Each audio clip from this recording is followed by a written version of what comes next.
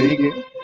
आज हमारे साथ पैनल में जुड़े हुए हैं दिनेश आर्या जी, जो पूर्व जिलाध्यक्ष हैं भाजपा के, और हमारे साथ जुड़े हैं व्यापारी नेता दलजीत सिंह दल्ली जी, और हमारे साथ जुड़े हैं साथ में सुशील भट्ट जी, जो कि विश्लेषज्ञ हैं, राजनीतिक विशेषज्ञ हैं। और आज हम चर्चा करने इसी बात पे आए हैं कि समय बीतता जा रहा है और केवल कल 8 बजे से ही जो परिणाम है उसके आने की शुरुआत हो जाएगी। तो जैसा कि आप सभी ने एग्जिट पोल की तरफ देखा होगा कि एग्जिट पोल जो है वो भाजपा की सरकार को रिपीट होते हुए दिखा रहे।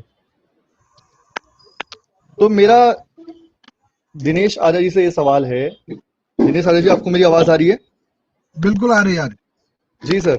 तो मेरा सवाल आपसे यह है कि जैसा एग्जिट पोल दिखा रहे हैं कि जो भाजपा है वो इस बार रिपीट कर रही है, तो अगर मान लीजिए कल भाजपा रिपीट होती है और सरकार आती है, तो ऐसी क्या वजह होंगी जो भाजपा को जीत का आधार जो है वो दिला रही?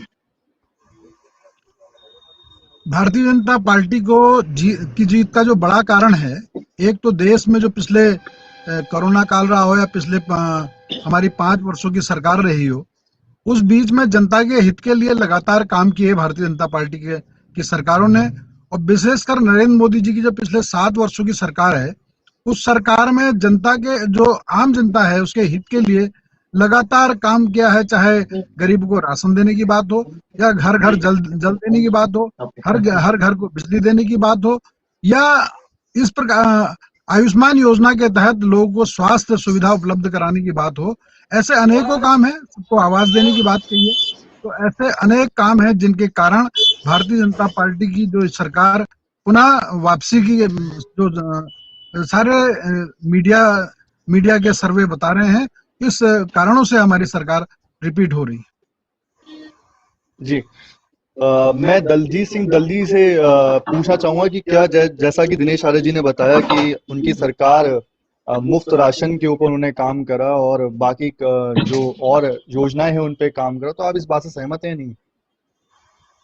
सबसे पहले तो मैं समाचार सच के जो चुनावी चर्चा में जो है सभी रिपोर्टर बंधुओं का स्वागत करता हूं। और दूसरी चीज ये है, सबसे पहले तो आप ये देखिएगा, सरकार बनना ना बनना कल ये जो है आम जो जनता ने अपना वोट दिया है वो वोट बताएगा कि सरकार किसकी बननी है। क्योंकि व्यापारी हित के हिसाब से जो है, व्यापारी प्रतिनिधि होने के नाते मैं आपसे ये कहूंगा, क्योंकि व्यापारियों के जो छोटे मध्यम व्यापारी है उनके लिए कहीं ऐसी कोई योजना नहीं रही कि जो कोरोना काल में जो त्रस्त हुए थे उनको कहीं ऐसी इस योजना का बेनिफिट अगर वो दिखा दें तो मैं इस चीज को मानने के लिए तैयार हूँ। दूसरी चीज ये है कि हमारी जो नई युवा पीढ़ी है वो पलायन से जो है आप अन्य राज्यों की तरफ जाते हैं, तो आप ये देखिए कि उसके लिए हमारी कोई जिला स्तरीय योजनाएं नहीं है हमारे पास। जी, जैसा कि दलजीत सिंह दल्ली जी ने बताया कि व्यापारियों को काफी ज्यादा परेशानी इस बीच में हुई है, चाहे वो कोविड है, चाहे वो अभी महंगाई की मार है। तो सर, ये एक बड़ा फैक्टर भी तो हो सकता है कल सरकार के रिपीट ना होने का, दिनेश आर्या जी? नहीं, मैं दल्ली जी का स्वागत करता हूँ। दल्ली जी ने विषय रखा, निश्चित रूप से जो ये कोरोना काल रहा है इसमें छोटे व्यापारी से लेकर सब लोग प्रभावित हुए। छोटा व्यापारी रहा हो, चाहे बड़े व्यापारी रहा हो, या आम जनता रही हो, निश्चित रूप से उनके हित में जितने काम किए जाने सकते थे, हो सकता वो ना किए गए हों, लेकिन अन्य क्षेत्रों में आने वाले समय में उनके हित के लिए भी सरकार काम करेगी आने वाले समय में। लेकिन जो बीजेपी का संगठन है, बीजेपी का संगठन निचले स्तर तक लगातार काम किया है, और इन 5 वर्षों में जैसा कि जो अन्य विपक्षी दल हैं वो ठीक चुनाव से 1 या 2 महीने पहले चुनाव की तैयारी करते हैं। भारतीय जनता पार्टी का जो कार्यकर्ता है लगातार एक चुनाव जीतता है तो उसके साथ ही अगले चुनाव की तैयारी कर लेता है, और संगठन निचले स्तर तक काम करता है। तो इस कारण जो अन्य कारण है उनके साथ साथ हमारे संगठन की जो क्षमता है, संगठन का जो अपना ढांचा है, वो भी चुनाव सरकार को रिपीट करने के मैं एक महत्वपूर्ण भूमिका अदा करने वाला है।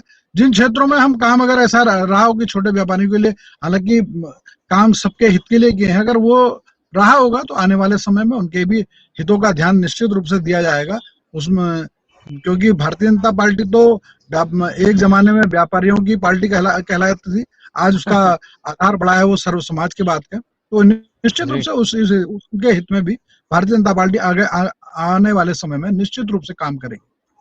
सुशील भट्ट जी, जी क्या आपको मेरी आवाज आ रही है सर?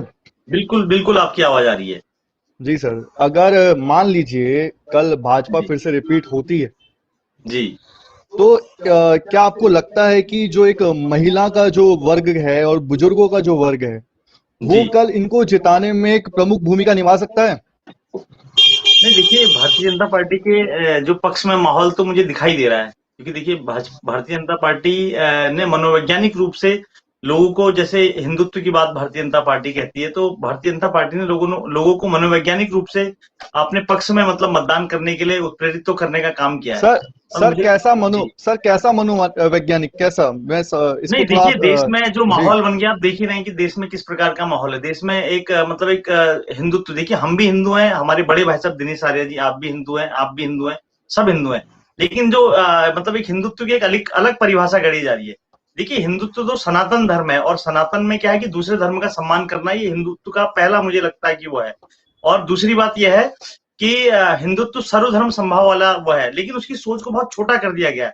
आज जिस प्रकार से लोगों के दिमाग में हिंदू मुस्लिम भरा जा रहा है, तो मुझे लगता है कहीं ना कहीं इसके आगे दुष्परिणाम अभी भी देखने को मिल रहे हैं पूरे देश में, और आगे भी देखने को मिल सकते हैं। तो मुझे लगता है कि जो सामाजिक सौहार्द है वो भी बिगड़ता जा रहा है, तो मुझे इसकी चिंता है। बाकी देखिए मोदी जी अच्छा काम कर रहे हैं, ऐसी कोई बात नहीं है, क्योंकि देखिए मैं एक विश्लेषक के हैसियत से बात कर रहा हूँ, और योगी जी भी उत्तर प्रदेश में काम कर रहे हैं, क्योंकि योगी जी देखिए वहां माफिया तंत्र बहुत हावी था, और योगी जी ने उत्तर प्रदेश को उत्तम प्रदेश, मैं उनका प्रवक्ता नहीं हूँ, मैं कोई भारतीय जनता पार्टी का प्रवक्ता नहीं, लेकिन मैं सैद्धांतिक बात करता हूँ, और मुझे लगता है कि देखिए जो पहलू ठीक है उसको हम ठीक बोलेंगे, लेकिन जो देश का माहौल खराब है उसके लिए कहीं ना कहीं भाजपा जिम्मेदार है। और मुझे लगता है कि जो राम को लाए हैं हम उनको लाएंगे, उस आधार पे केवल भारतीय जनता पार्टी वोट मांगती है।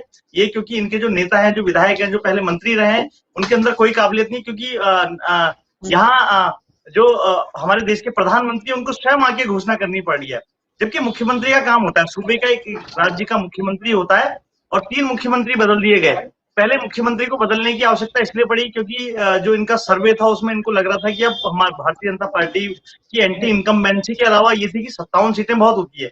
उसके बाद कुछ विधायक इधर उधर टूट के जो इनके थे, मतलब मिनिस्टर थे, जैसे यशपाल आर्य जी और उनके सुपुत्र हो गए, और उसके बाद हरेक सिंह रावत जी ने भारतीय जनता पार्टी छोड़ दी, तो कुछ लोग तो भारतीय जनता पार्टी से अलग हो गए।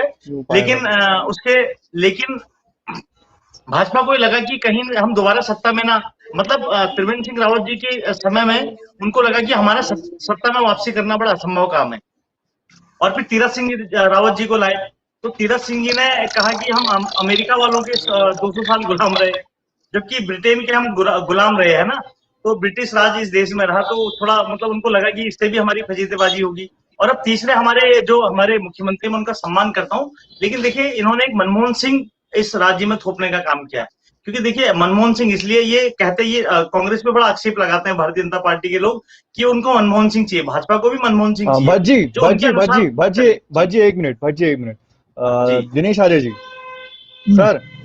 सर जैसा कि जो आकलन सुशील भट्ट जी इस बार बता रहे हैं भाजपा सरकार के बारे में, आप कितना इससे मानते हैं इसको? समाज में जागरण हुआ है, ऐसा नहीं कि भारतीय जनता पार्टी हिंदुत्व की ही बात करते हैं। निश्चित से इस देश का जो धर्म है, अगर यहाँ का कोई व्यक्ति बाहर जाता तो वो उसको भारतीय या एक प्रकार से उसकी जो नागरिकता वो हिंदू ही मानी जाती है।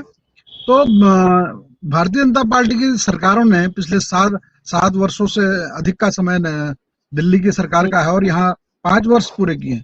हमने सर्व समाज की बात की, जो योजना की, अगर सबको खाद्यान्न देने की बात की तो उसमें कहीं हिंदू और मुस्लिम नहीं देखा, सबको आवास देने की बात की तो उसमें कहीं हिंदू मुस्लिम नहीं देखा, आयुष्मान योजना का अगर हम लाभ देने की बात करें तो उसमें कहीं हमने हिंदू मुस्लिम नहीं देखा, सबको बिजली देने की बात, सबको पानी देने की बात। सरकारी योजनाएं तो देखिए नागरिकों के लिए समान रूप से बनती है, कोई हिंदुओं के लिए अलग योजना या मुस्लिमों के लिए अलग योजना, तो असंभव बात है। लेकिन जो देश का माहौल है उसमें उसके लिए बात कर रहा था भाई साहब। आप मेरे बड़े नहीं, भाई हैं, बड़े अनुभवी वरिष्ठ जी, जी, आप जी, हैं, पूर्व में जिलाध्यक्ष रहे हैं और मैं आपका जी, सम्मान करता हूँ। जी। नहीं, मैंने सुशील भाई, मैंने यही कहा कि भारतीय जनता पार्टी लगातार भाई और देखिए हमारी जैसा आइडेंटिटी हिंदुत्व तो है ही, हिंदू हम बाई बर्थ हम हिंदू हैं, लेकिन हमारी जो वो है बाहर देशों में हम एक भारतीय के तौर पे पहचाने जाते हैं कि इंडियन है। नहीं, नहीं, हाँ, लेकिन किसी भी हमारे बड़े नेता ने सिर्फ हिंदुत्व की बात नहीं कही। ये ठीक है, अगर राम जन्मभूमि का विषय रहा होगा तो उसमें क्योंकि हिंदू धर्म के आराध्य देव हैं, उनको उनको मान सम्मान देने की बात कही हो। अयोध्या उनका जन्म स्थान था, सुप्रीम कोर्ट के आदेश के अनुसार जब उसके ताल्लुक वहां पे मंदिर के स्थापना की बात थी, तो देश के प्रधानमंत्री जहां भारत के प्रधानमंत्री हैं, वहां एक व्यक्तिगत रूप से हिंदुत्व धर्म से जुड़े, हिंदू धर्म से जुड़े हैं, तो उस नहीं, आस्था उसका के तो हम कारण सम्मान करते हैं जी। लेकिन किसी ने कहीं भी भारतीय जनता पार्टी इस रूप में नहीं जानी जाती, ना उसका कार्य है। कहीं भी देखें, अगर पिछले जो 7 साल की सरकार वहां रही हो, या उत्तर प्रदेश की या उत्तराखंड की सरकार 5 साल की रही हो, कहीं ऐसा नहीं रहा कि हिंदू मुस्लिम के कोई झगड़े हुए हों। ये समाज को समान रखने का, और ये तो हम कह सकते हैं कि 5 वर्षों में एक भी झगड़ा नहीं, जबकि उससे पहले जो धर्मनिरपेक्ष सरकारें कही जाती थी, उनके समय में अनेकों लगातार जो ये जो तीज त्योहार होते थे, उनमें कहीं ना कहीं चिंता का विषय रहता था। और दिनेश आर्य जी, दिनेश आर्य जी, जी, दिनेश आर्य जी, जी, सर, एक हिंदुत्व का एक मुद्दा अलग अगर हम अलग रखते हैं, और हम अगर इसमें जी, बेरोजगारी के एक बड़े मुद्दे को लेके आते हैं, तो क्या आपको लगता नहीं है कि बेरोजगारी को कवर अप करने के लिए जो रोजगार है, जो नौकरियां हैं, उसको लाने में काफी देरी हो गई इस बार? मैंने जो है, मैं आपकी बात बीच में काटूं, मैंने यही चीज जी कहा है, जिला स्तरीय जो हमारी जो पलायन है, जो युवाओं का पलायन है, जी तो उसमें जिला स्तर पर कोई ऐसी योजना नहीं है कि उनको हम रोकने के लिए कोई रोजगार दें या स्वयं रोजगार की कोई ऐसी योजना हो। सबसे मेन चीज मैं आपको एक चीज और बता दूं, सबसे मेन चीज क्या होता है, देखो बातों से नहीं, धरातल पर जो है काम बोलता है, और काम के हिसाब से आप हल्द्वानी को अगर लेते हैं, शहर को और देश को, और उसके हिसाब से हम देखें, राष्ट्रीय लेवल की बातें नहीं है। हमारा अगर शहर के हिसाब से हम देखें, तो आज अंतर्राष्ट्रीय बस अड्डा हमारा क्यों आज तक रुका पड़ा है? आप ये बताइए, जो जनहित का मामला है, जो जनता के हित में है, वो जनता के हित में अंतर्राष्ट्रीय और पर्यटक के हिसाब से जो है, आप देखिए, पहले हमारी यहाँ की सड़कें जो है, लोग दूर तक जाकर के जो है मिसाल देते थे। आज सड़कों की खस्ता हाल आप देख लीजिए। तो कहीं ना कहीं जो है, कहते नहीं है कि किसी आदमी का अगर आपने उसका देखना हो कि मतलब वो आदमी किस टाइप का है, तो उसका जूता सही होगा तो समझ लो वो शरीर से भी स्वस्थ है और अंदर से जेब से भी वो स्वस्थ है। तो हमारी जब सड़क खराब होगी, तो आप लगा लीजिए कि हमारा आगे का जो है जो विकास कार्य होते हैं, वो किस स्तर तक के हैं, वो आप देखिए। सबसे मेन चीज दिनेश आर्य जी, इसका जवाब दीजिए सर। जी, जी, जी। दिल्ली जी ने जो 2 विषय रखे, एक तो बेरोजगारी का। देखो, ये पिछले दो वर्ष से अधिक का जो कार्यकाल रहा, ये कोरोना का, इसने पूरे भारत नहीं या उत्तराखंड नहीं, पूरे विश्व में बेरोजगारी पैदा की है। और पलायन तो इस दौर में पलायन नहीं हुआ। मैं तो कहूँगा, मैं तो पहाड़ क्षेत्र से मैं रहता हूँ, वहाँ पे मेरी कर्मस्थली नैनीताल विधानसभा रही, उसका अधिकांश हिस्सा जो है पर्वतीय है और ग्रामीण है। उसमें ये और उदाहरण में देखने को मिलता है कि इसमें कोरोना में जो लोग घर वापस आए, तो उन्होंने अपने जो खेतियां बंजर हुई थी, उनको उभारने का काम किया। और कई लोगों ने जो पहाड़ में जो बेरोजगार लोगों को रोजगार देने की बात थी, उसमें जो पॉली हाउसेज बनाने के, जो पहाड़ के क्षेत्र में सरकार ने गरीब जो किसान लोग हैं, उनको अपना रोजगार पैदा करने के लिए पॉली हाउस बनाने की योजना आई थी, जिसमें सरकार ने उसमें लगभग कई जगह तो 90% तक सब्सिडी दी गई। उन्होंने लोगों ने लगाए और उसका लाभ उठाया। फल सब्जियां उगाई होंगी या फूल उगाए होंगे। ऐसे बहुत से उदाहरण है। वीर चंद सिंह गढ़वाली योजना के अंदर स्टे होम योजना के तहत बहुत लोगों ने ऐसा काम किया। अगर हम नैनीताल और नैनीताल के आसपास देखें, ऐसे बहुत लोग हैं, ऐसा नहीं है। लेकिन ये बात ठीक है, कोरोना काल में रोजगार छूटा। सरकारों ने जहां जनहित में पहली जरूरत लोगों की जो राशन की उसको जीवित रहे, उसके लिए प्रयास किया था। अब क्योंकि मौसम ये थोड़ा कोरोना से हम धीरे धीरे बाहर आए हैं, निश्चित रूप से इस दिशा में भी सरकार ने काम किया था कि हमारे जो मुख्यमंत्री पुष्कर सिंह धामी जी हैं, उन्होंने अपने इस अल्पकाल में भी बहुत से युवाओं के लिए रोजगार के अवसर खोले थे और कई प्रक्रियाएं चल रही हैं इसमें, चाहे शिक्षा के क्षेत्र में हो, बहुत लोगों को रोजगार उपलब्ध, जो नौकरियों से उपलब्ध कराने की बात है। और क्योंकि मैंने जैसा कहा कि ये जो कोरोना से हम बाहर अब निकलने में आए हैं, तो आगे रोजगार, नई सरकार में निश्चित रूप से रोजगार भी लोगों को उपलब्ध किया जाएगा। उसके बड़ा कारण सरकार नहीं थी, कोरोना बड़ा कारण था। रोडों में, कुछ रोडों में हम आप देख रहे होंगे, हल्द्वानी, दिल्ली जी हल्द्वानी से हैं, मैं स्वयं भी हल्द्वानी, अब आप देख रहे हो कई रोडें बन रही, बीच का आचार संहिता का कारण भी रहा था। और मैं मानता हूँ आप कहीं ना कहीं देखिए, आप जिम्मेदार हैं और पार्टी के जिम्मेदार होने के नाते मैं आपका पर्सनली मैं आपको जानता हूँ, लेकिन मैं अगर बात करूं जिम्मेदारी जो विधायक को दी जाती है, क्या आपको लगता है कि वो विधायक जो है हल्द्वानी शहर को सुधार पाएंगे? मैं तो चाह रहा हूं कि आपकी तरह समझदार और सुलझावा इंसान जो है वो यहाँ हल्द्वानी का विधायक का दावेदार हो, तो मुझे लगता है कहीं ना कहीं जो है विकास कार्यों को जो है एक स्पीड मिलेगी, जिससे हम जो है सहमत भी हो सकेंगे। और क्योंकि देखिए, पार्टी अपनी जगह है, विकास तो आदमी नजरों से देखेगा, भविष्य में आप जानते हैं। मैं आपको अगर आपको मैं वैसे कहूं तो मैं एक व्यापारी प्रतिनिधि होने के नाते जो है मैं ये नहीं कहूंगा कि विकास कार्य एक दिन में हो जाएगा, क्योंकि उसके लिए समय लगता है, योजना होती है और कई चीजें ऐसी होती है कि योजनाओं के हिसाब से जो है हमें चलना पड़ता है। अगर सरकार सड़क बनाएगी तो सबके लिए बनाएगी, ना कि भाजपा कांग्रेस होगा, ना उसमें बसपा सपा होगा, क्योंकि क्या होता है ना कहीं हम जो है अपनी जिम्मेदारी को समझें और हम चाहेंगे कि हमारा विधायक ऐसा हो, किसी पार्टी से हो, क्योंकि वो विकास की सोच रखता हो, तो लाजमी है शहर को ऐसा विकास का पुरुष चाहिए। निश्चित इसमें भविष्य में विधायक के जो अगर भारतीय जनता पार्टी की दृष्टि से देखें तो मेयर साहब जो जोगिंदर रौतेला जी भारतीय जनता पार्टी के प्रत्याशी रहे हैं और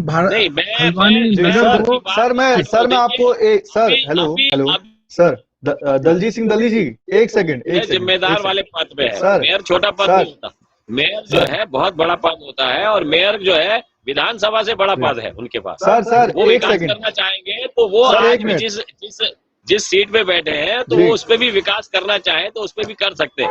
2000 दलजीत सिंह जल्दी जी एक मिनट सर, एक मिनट जी सर, हम कल इसमें मैं एक हल्द्वानी सीट की बात करना चाहूंगा। जब मेयर साहब की बात आई है तो मैं कुछ बात यहाँ रखना चाहूंगा अपने, क्योंकि जब हम कल इस पे चुनावी चर्चा कर रहे थे तो जो अल्प मोर्चा के भाजपा से जहीर अंसारी जी जो हैं, उनसे जब हमने हल्द्वानी सीट के बारे में बात करी थी, हमने मुस्लिम वोट के बारे में बात करी थी, तो उन्होंने ये बात मानी थी कि जो मेयर जो यहाँ पे डॉक्टर जोगेंद्र सिंह रौतेला जी हैं, जो विधायक प्रत्याशी हैं, जो मेयर भी हैं यहाँ से अभी वर्तमान में, वो एक बार भी जो मुस्लिम वोट को लेने के लिए या मुस्लिम एरिया में वहां नहीं गए, वो उन्होंने खुद बात मानी। तो क्या आपको लगता नहीं है कि ये एक हल्द्वानी सीट पे हार का एक फैक्टर हो सकता है? नहीं, खैर जहीर भाई हमारे वरिष्ठ नेता हैं, उन्होंने कहा होगा क्योंकि हल्द्वानी बड़ा घना और बड़ा शहर था, सर ये उन्होंने मानी थी। ये वीडियो जब लाइव स्ट्रीम जी, मैं उनकी बात को काट नहीं रहा हूँ, मैं उनकी बात में वो उनका कहना ठीक है, लेकिन क्योंकि इस बार जो चुनाव था बड़े अलग तरीके का था, कोरोना की गाइडलाइन थी, धीरे धीरे लास्ट आखिर में आके वो खुली थी, तो वो शहर को ही कवर करने में उनको समय लग गया होगा, वहाँ उतना नहीं जा पाए, लेकिन बाहरी कोई ना कोई क्षेत्र उसके कवर किए, चाहे इंदिरा नगर का क्षेत्र रहा हो, चाहे ये इधर अपना रामला मोहल्ले से जो जुड़ा हुआ क्षेत्र है, इन क्षेत्रों में गए थे। कुछ क्षेत्र निश्चित रूप से छूट गए होंगे, लेकिन मैं जोगिंदर रौतेला जी को व्यक्तिगत रूप से जानता हूँ। अगर उन्होंने आवाज दिए, जब तक उसमें ये नजूल भूमि में आवाज बनने की जो बाधाएं नहीं थी, तब तक सर्वाधिक आवाज उन्होंने मुस्लिम क्षेत्र में दिए। शिक्षा का अधिकार अधिनियम के तहत मैं उनको व्यक्तिगत रूप से जानता हूं कि उन्होंने जितने एडमिशन इंदिरा नगर नई बस्ती जो अल्पसंख्यक क्षेत्र है, इस क्षेत्र के बच्चों के व्यक्तिगत प्रयास से उन्होंने जो हमारे स्कूल हैं, जो अच्छे स्कूल हैं, उन स्कूलों में प्रवेश कराया, और ऐसे अनेक जो भी योजनाएं व्यक्तिगत रूप से जो उनके पास गए, उनका उन्होंने बहुत काम किया। उन क्षेत्रों में प्रत्यक्ष ना जा पाए हों, लेकिन बहुत लोगों का काम उस क्षेत्र के लोगों का किया है, जिसमें जहीर भाई भी रहे होंगे और भी हम अल्पसंख्यक नेता हैं।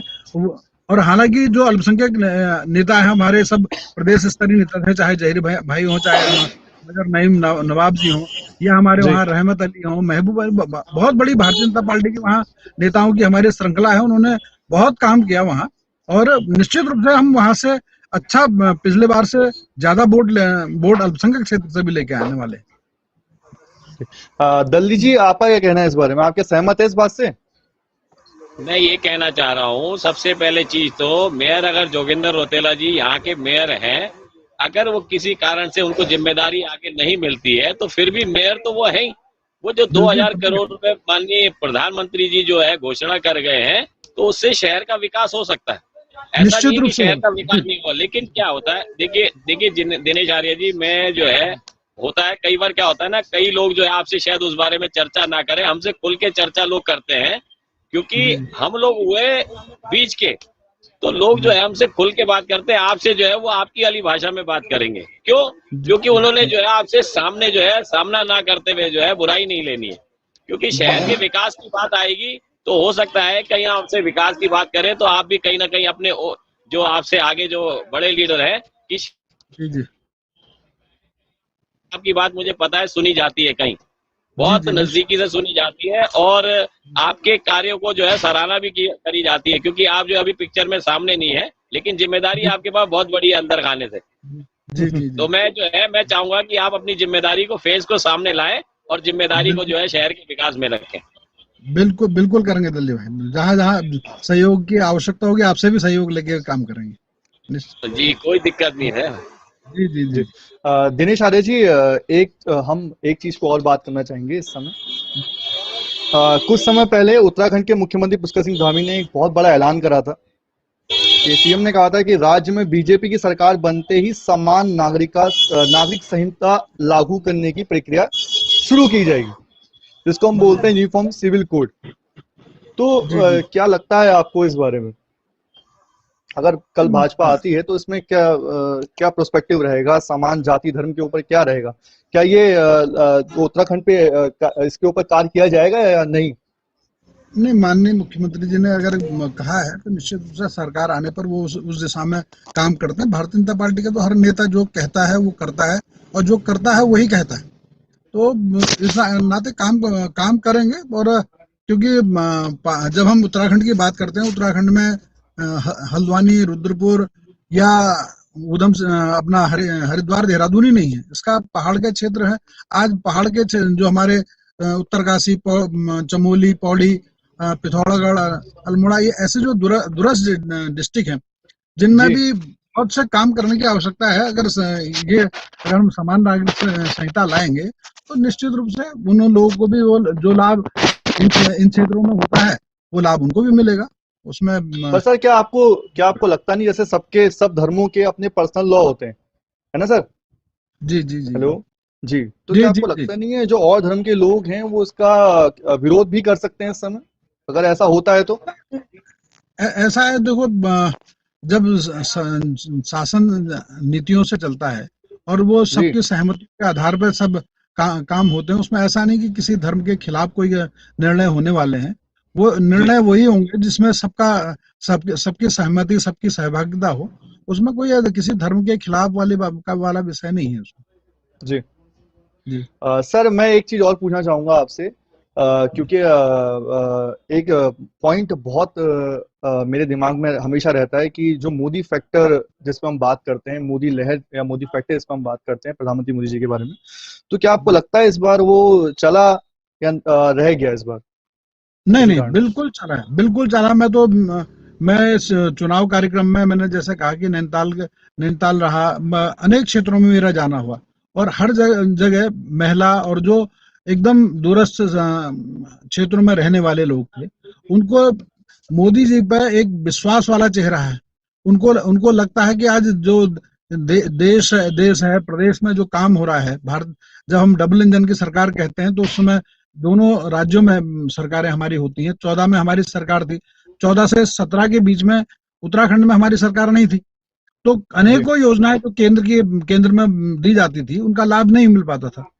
आज जब 17 के बाद जो हमारी सरकार बनी, और उस सरकार में जब केंद्र में मोदी जी की सरकार थी, जो जो योजनाएं लगाई और लागू हुई, उनका सीधे सीधे लाभ आम जनता को मिला। और जनता में मोदी जी के प्रति विश्वास रहा, और विशेषकर जो कोरोना काल रहा, उनको लगा कि अगर मोदी के अलावा कोई और नेतृत्व करने वाला होता तो पता नहीं क्या क्या ऐसा होता कि उसको, इस देश को कैसे संभाला जाता। मोदी की नीतियों के कारण पूरे देश में जिस कोरोना की महामारी में अमेरिका, इटली, ब्रिटेन, ऐसे जो देश जो विकसित देश कहे जाते हैं, जिनकी स्वास्थ्य सुविधाएं नंबर 1 नंबर 2 रहती थी, वो बिल्कुल उनकी स्वास्थ्य सुविधाएं बिल्कुल धड़ाम होकर जमीन में गिर गई थी। ऐसी परिस्थिति में मोदी जी की नीतियों के कारण हम इतना बड़ा देश होने, अगर कहीं खुदा ना खास्ता अगर उस तरह की आपदा अगर देश में आई होती, हम 135 करोड़ के आबादी वाले देश है, क्या होता ये बस हम जी सोच के ये मतलब रूहें खड़ी हो जाती। ये मोदी जी का नेतृत्व था, जिसके कारण देश बचा है। तो ये अनेक कारण, ऐसे देश की सुरक्षा की बात हो तो वो विश्वास पैदा हुआ है। हमारा तो सैनिक, एक प्रकार से सैनिक प्रदेश है, अधिकांश हर तीसरे चौथे परिवार का व्यक्ति सैनिक है, तो इस कारण उनकी विश्वसनीयता है, और उस विश्वसनीयता है, और महिलाओं में बड़ा उनका ग्राफ बड़ा है। और इसी कारण भारतीय जनता पार्टी का जो नेतृत्व ये मान रहा है, और सर्वे भी मान रहे हैं कि भारतीय जनता पार्टी की सरकार बनेगी, उसके पीछे एक कारण यही है निश्चित रूप से मोदी जी का। जी सर एक पॉइंट मेरा है आपसे सर, जैसा कि इस बार अगर हम मान लीजिए कहीं ना कहीं कारणवश अगर कल सीटों में कमी आती, भाजपा की सीटों में, तो क्या उसमें एक सत्ता विरोधी जो फैक्टर है वो बन सकता है इसमें, जो कमियां रह गई थी? मुझे लगता है कि सत्ता विरोधी जैसा विषय मुझे हर चुनाव में, जैसा जब भी चुनाव होते हैं, हम अगर राज्य बनने की बात करें 2002 से लेके अब तक, सत्ता विरोधी लहर जनता में उसका रिफ्लेक्शन सुनाई देता है, दिखाई देता है। चुनाव में हम सब लोग लगे रहे, कहीं इस तरह का विषय हमें लगा नहीं, और इसलिए इस तरह के काल्पनिक प्रश्नों का कोई ज्यादा अर्थ भी नहीं होता, जवाब भी नहीं। जी सर, अगर हम जैसे कि आप जानते भी हैं, पुष्कर सिंह धामी जी को समय बहुत कम मिल पाया जब मुख्यमंत्री उनको बनाया गया। उससे पहले मुख्यमंत्री जी को चेंज भी कराया गया था, चाहे वो त्रिवेंद्र सिंह रावत जी हो, चाहे वो तीरथ सिंह रावत जी हो। और उसके बाद जब अंतिम क्षण में हम कहें तो अंतिम क्षण में पुष्कर सिंह धामी जी की एंट्री हुई, तो क्या लगता है कि आपको भाजपा को पुष्कर सिंह धामी जी को पहले लेके आना चाहिए था, या शुरुआत में पहले लेके आना चाहिए था, या देरी हो गई इस बार? नहीं, जो निर्णय होता है केंद्रीय नेतृत्व हमारा बड़ा सोच विचार, कोई निर्णय तुरंत सोच विचार करने निर्णय लेने की आवश्यकता। 4 वर्ष त्रिवेंद्र जी ने भी अच्छा काम किया इस प्रदेश में। जैसा हम जानते हैं कि पिछली जो सरकार थी 2012 से लेकर 17 तक की सरकार, और उसमें विशेषकर अंतिम समय में जो 2-2.5 वर्ष की सरकार रही, उस सरकार में प्रदेश में और पूरे देश में ऐसा उत्तराखंड की छवि चली गई थी कि इस प्रदेश में बड़ा भ्रष्टाचार हो गया, और लगातार हर जो सरकारी योजना उनमें भ्रष्टाचार से मुख्यमंत्री जी स्वयं ये कहते हुए उसमें दिखाई दिए अनेक टीवी चैनलों में कि मैं मंत्री बना दूंगा, मैं तुम्हारी तरफ देखूंगा, जैसा चाहो वैसा।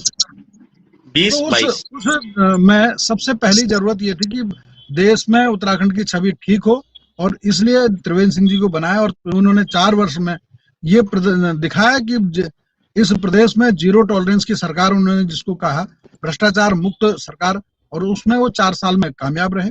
सरकार के लिए जैसे ताबड़तोड़, जिसको कहते हैं ना क्रिकेट की भाषा में T20 मैच, उस तरह की बल्लेबाजी की आवश्यकता थी, तो युवा चेहरा पुष्कर सिंह धामी को दिया, और उन्होंने निश्चित रूप से उसी जो अपेक्षा केंद्र की नेतृत्व की थी। तो सर लास्ट मूवमेंट पे क्या जरूरत पड़ी फिर?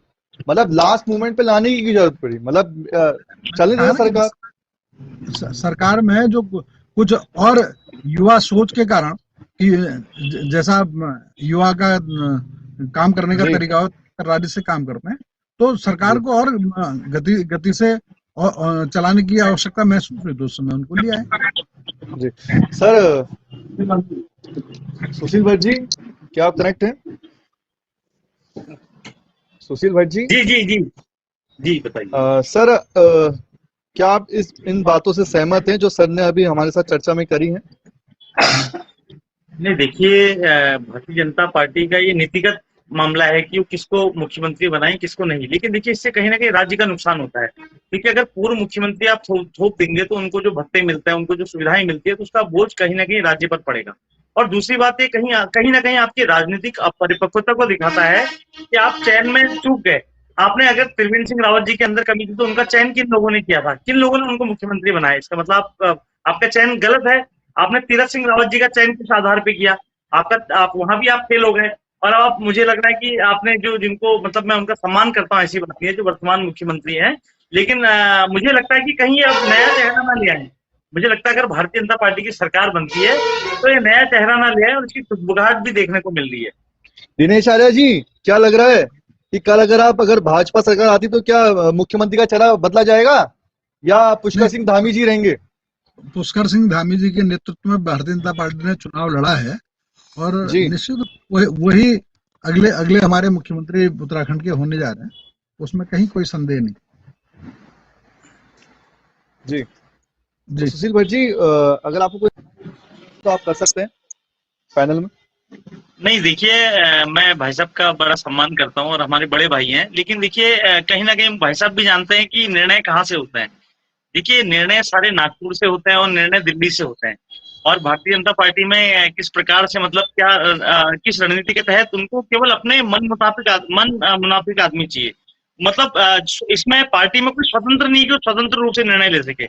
योगी जैसा काबिल व्यक्ति, मुझे लगता है कि उत्तराखंड में देखिए अगर योगी जैसे काबिल व्यक्ति होता तो उसको बदलना मुश्किल था, लेकिन यहाँ क्या है कि नेतृत्व ने एक ऐसा मतलब व्यक्ति को बैठा दिया जिसको मतलब जो सीनियर आपस में लड़ाई कर रहे थे। हरक सिंह रावत को भी महत्वाकांक्षा थी मैं आगे मतलब मैं मेरे को कुछ सही पोर्टफोलियो मिले, और कई लोग चीफ मिनिस्टर की महत्वाकांक्षा पाले हुए थे। तो जो पुष्कर सिंह धामी जी को इसी योजना से लाया गया कि कहीं ना कहीं एक ऐसे व्यक्ति को बिठा दो कि इनको आपस में जो लोग लड़ रहे हैं तो कहीं ना कहीं इस चीज को समाप्त किया जा सके। और लेकिन अब दोबारा से सरकार बनती है तो मुझे लगता है कि भारतीय जनता पार्टी का निर्णय कुछ और होगा, ये संभावना है। और अब देखिएगा शायद कुछ ये सही भी हो, ये मेरा अनुमान है। जी सर, क्या कहना चाहेंगे आप दिनेश आर्य जी इस चीज पे? क्या आपके सारे जो अधिकार हैं, जो पार्टी के अंदर जो अधिकार हैं या जिन्हें हैं, वो क्या ऊपर से ले जाते हैं? जो एक अपनी इंडिविजुअल एक जो छवि होती है, क्या आपकी पार्टी में वो नहीं मिलती है? नहीं नहीं, ऐसा नहीं है कि हमारा जो पार्टी है वो अखिल भारतीय पार्टी है, और सदस्यता के कारण तो पिछले हम कई वर्षों हम कहते हैं कि विश्व की number 1 party Bharatiya Janata party है। तो निर्णय निश्चित उसमें केंद्र की सहमति होती है, लेकिन जब भी निर्णय तय होता है तो उसमें विधायक दल की बैठक होती है और विधायक दल से ही अपना नेता चुनता है, और उसमें जो मोहर लगाने का काम है वो केंद्रीय नेतृत्व करता है। लेकिन निर्णय अधिकांश हमारे इधर ही होते हैं और विधायकों की आपसी बातचीत में सहमति के आधार पर होते हैं। नहीं, विधायक दल का नेता ये तो सभी पार्टियां कहती है। आपको लगता है कि विधायक दल के नेता के हिसाब से मुख्यमंत्री का चयन होता है? मैं तो इसको धत्ता समझता हूँ, चाहे देखिए भाजपा हो चाहे कांग्रेस हो। ना मेरा भारतीय जनता पार्टी से कोई मतलब है ना कांग्रेस से। मैं तो निष्पक्ष बात करूंगा कि ये पुराने जमाने में बात होती थी कि विधायक अपना नेता चुनते थे, या जब लोकसभा में जब जैसे प्रधानमंत्री का जब चयन होता था तो लोकसभा में जितने सांसद होते थे वो चयन करते थे कि हमारा नेता कौन होगा करके। लेकिन अब मुझे लगता है कि पहले से ही सब कुछ तय होता है और वो केवल उसकी औपचारिक रूप से घोषणा की जाती है कि विधायक दल का नेता इसको चुना गया। नहीं, विधायकों में आपसे बातचीत होती है, ऐसा नहीं है। बातचीत होती है कई बार टेलीफोनिक माध्यम से, क्योंकि हमारा लोकतांत्रिक देश है, लोकतांत्रिक व्यवस्थाएं हैं, तो अधिकांश की सहमति जिन भाजपा में कहा आप कह रहे हैं कि विधायक दल के लोग तय करते हैं? नहीं, मैंने कहा ना, विधायकों से बातचीत करके, वरिष्ठ नेताओं से बातचीत करने के बाद, और विधायक दल की सहमति से ही होता है। ऐसा नहीं है कि नाम कहीं इधर उधर से आ गया। विधायकों की सहमति के आधार पर लोग इस प्रक्रिया में व्यक्तिगत वार्ताएं भी होती है, वरिष्ठ नेताओं से वार्ताएं होती हैं, और उस आधार पर एक सहमति के आधार पर नाम निकल के आता है। ऐसा नहीं कि जो मुख्यमंत्री होता है वाकई विधायक दल का नेता होता है और नेता सदन होता है। तो मेरा ये मानना है कि विधायकों की राय तो ली जानी चाहिए, लेकिन इन राष्ट्रीय पार्टियों में मुझे नहीं लगता कि विधायकों की राय से कोई नेता का चयन होता है, या जो मुख्यमंत्री का चयन होता है ऊपर से ही सब कुछ तय होता है। और मुझे तो लगता है कि थोपा जाता है, एक तरीके से मुख्यमंत्री थोपा जाता है। हमारे राज्य में आज तक मुख्यमंत्री थोपे गए। आज आप स्थिति देख लीजिए, 22 साल इस राज्य को बने हुए हो गए और आज राज्य किस स्थिति में है। इस राज्य को जिन लोगों ने आंदोलन में आंदोलन किया इस राज्य के लिए, जिन लोगों का इस राज्य के लिए सरोकार था, वो लोग कहाँ हैं? आज आप देखिए ना, अगर थोपा नहीं गया होता तो नरेंद्र मोदी जी को घोषणा करने जो जो जो योजनाएं हैं उनकी घोषणा करने के लिए मोदी जी को आने की आवश्यकता नहीं थी। यहाँ का मुख्यमंत्री खुद सक्षम होता और खुद घोषणाएं करते, जैसे यूपी में योगी जी है। देखिए, योगी जी के अंदर भी नेतृत्व है। योगी जी मतलब योगी जी एक ऐसा, मुझे लगता है कि ऐसे कुशल नेतृत्व हैं भारतीय जनता पार्टी को। कुछ लोग बड़े नेतृत्वशील लोग हैं। उन मामले में मुझे लगता है कि कहीं ना कहीं हाईकमान को सोचना पड़ता है। लेकिन कुछ सीटों पर, कुछ राज्यों में मुझे लगता है कि मुख्यमंत्री का चयन विधायक दल के नेता नहीं करते, बल्कि जो सीनियर लीडर्स होते हैं वो ऊपर से सब कुछ तय करते हैं, और उसमें आरएसएस की भी भूमिका रहती है। नहीं, मैंने कहा ना, हमारा संगठन जो है बड़ा पारिवारिक संगठन है और उसमें सब लोगों की सहमति ली जाती है। ऐसा कोई नाम भी नहीं हुआ है कि जितने भी हमारे मुख्यमंत्री रहे हो कि जो सीधे थोप दिए गए हैं, उनमें कहीं ना कहीं अधिकांश लोगों का उसमें मत मतांतर होता है। वही भारतीय जनता पार्टी के वरिष्ठ नेताओं की भी राय ली जाती है, विधायकों की राय भी ली जाती है, और उस आधार पर नेतृत्व का निर्णय होता है। कोई भी ऐसा नहीं कि नाम हम कहेंगे सीधे थोपा है। अगर हम तीनों नेतृत्व की बात करें तो त्रिवेंद्र सिंह रावत जी हमारे लगातार प्रदेश के पदाधिकारी, राष्ट्रीय मंत्री रहे। भारतीय जनता पार्टी में संगठन मंत्री की व्यवस्था रहती थी, वो प्रदेश के संगठन मंत्री रहे। ऐसे अनेक जिम्मेदारी में रहे। तीरथ सिंह जी की बात करें तो उत्तराखंड की जो पहली सरकार हमारी थी उसमें शिक्षा मंत्री रहे, प्रदेश के महामंत्री, प्रदेश के अध्यक्ष, राष्ट्रीय मंत्री, सांसद, ऐसे अनेक जिम्मेदारी में रहे। तो और लगातार उत्तराखंड राज्य में सक्रिय पुष्कर धामी जी हमारे युवा मोर्चे के 2 बार प्रदेश के अध्यक्ष रहे, प्रदेश के पदाधिकारी रहे। ऐसे सब लोग राज्य के लिए संघर्षरत, राज्य के लिए लगातार काम करने, युवाओं का नेतृत्व करने वाले ऐसे नेतृत्व में से निकले हैं। ऐसा नहीं कह सकते कि हमने खाली ऊपर से निर्णय तो ये होता कि किसी का नाम ऐसे आ जाता। ये सब लोग ऐसे हैं जिन्होंने उत्तराखंड राज्य की लड़ाई में अपनी महत्वपूर्ण भूमिका निभाई है, उत्तराखंड के विकास के लिए, उत्तराखंड के युवाओं के लिए काम किया है। उन्हीं में से नेतृत्व आगे बढ़ा है। उसमें सर मैं आपको रोक रहा हूँ सर, मैं क्षमा चाहूंगा, मैं आपको रोक रहा हूँ दिनेश आर्या जी। समय की बाध्यता को देखते हुए थोड़ा कार्यक्रम को रोकना पड़ेगा, क्योंकि 9 बजे हमारे आज की जो बुलेटिन होती है वो आती है, तो इस कार्यक्रम को हमें समापन की तरफ लेके जाना पड़ेगा। हमें आपके साथ चर्चा पे काफी ज्यादा अच्छा लगा। आपने हमारे दर्शकों को अपने जो विचार हैं वो प्रकट करे, और हम आपके लिए शुभकामनाएं देंगे कि अगर आप कल विजयी हो, आपकी सरकार विजयी हो सकती है।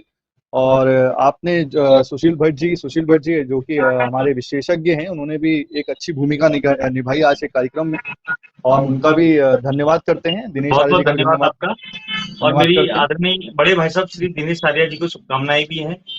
जी धन्यवाद सुशील भाई, आप सब लोगों का। भाई जी आपको बहुत बहुत धन्यवाद। जी सर, जी नमस्कार। नमस्कार सर, नमस्कार जी। तो जैसा कि आज की जो चर्चा है वो तो समाप्त हो गई है, और कल 8 बजे से परिणाम जो हैं वो आने शुरू हो जाएंगे, और पता चल जाएगा कि जो मिथक उत्तराखंड के अंदर मतदाताओं द्वारा जो वोट डालने वाले जो मतदाता हैं, वो क्या इस बार हमारे जो मिथक हैं, ये हर बार मुख्यमंत्री जो होता है, उनकी सरकार अगर चुनाव लड़ती है और मुख्यमंत्री जी जहाँ से चुनाव लड़ते हैं वो वहां से हार जाते हैं और सरकार भी वहां पे नहीं बन पाती है, तो क्या ये मिथक जो है इस बार वो टूटेगा या नहीं टूटेगा, ये तो कल ही पता चलेगा। तो अगर आप चाहते हैं इस पूरी बुलेटिन को देखना, इस पूरे कार्यक्रम को देखना, क्योंकि कल भी हम आपके साथ यहीं पे मौजूद रहेंगे और खड़े रहेंगे आपके साथ, और आपको आने वाले परिणाम के बारे में सूचित करते रहेंगे, बताते रहेंगे, और हम आपके साथ हमेशा जुड़े भी रहेंगे, क्योंकि समाचार सच हमेशा सच के साथ रहता है। और हमारा कार्यक्रम कल सुबह 8 बजे से प्रसारित होगा, और हम फिर से YouTube में भी और Facebook पेज में भी आपको लाइव दिखेंगे। तो आप जरूर याद रखना कि कल आपको 8 बजे इस कार्यक्रम में उपस्थित होना है। और कल एक विशेष हमने योजना भी रखी है कि कल हो सकता है कि हम लोग आपको अपने कार्यक्रम में भी बुला सकते हैं और लाइव बैठ के हम आपसे कुछ चर्चा कर भी सकते हैं उस बीच में। तो आप लोग ध्यान रखना इस कार्यक्रम के लिए, क्योंकि अगर आपको लाइव हमारे साथ आना है तो आपको बने रहना पड़ेगा, लाइव रहना पड़ेगा, तभी आप उस लिंक पे जाके क्लिक, क्योंकि मैं लिंक आपको दूंगा तो आप भी उस लिंक से जुड़ सकते हैं, उस कार्यक्रम के माध्यम से हमसे बातें कर सकते हैं। तो हम कल मिलेंगे आपको सुबह 8 बजे। तब तक के लिए मैं अलविदा लेता हूं आपसे। मैं हर्षित चौहान, समाचार सच से। नमस्कार।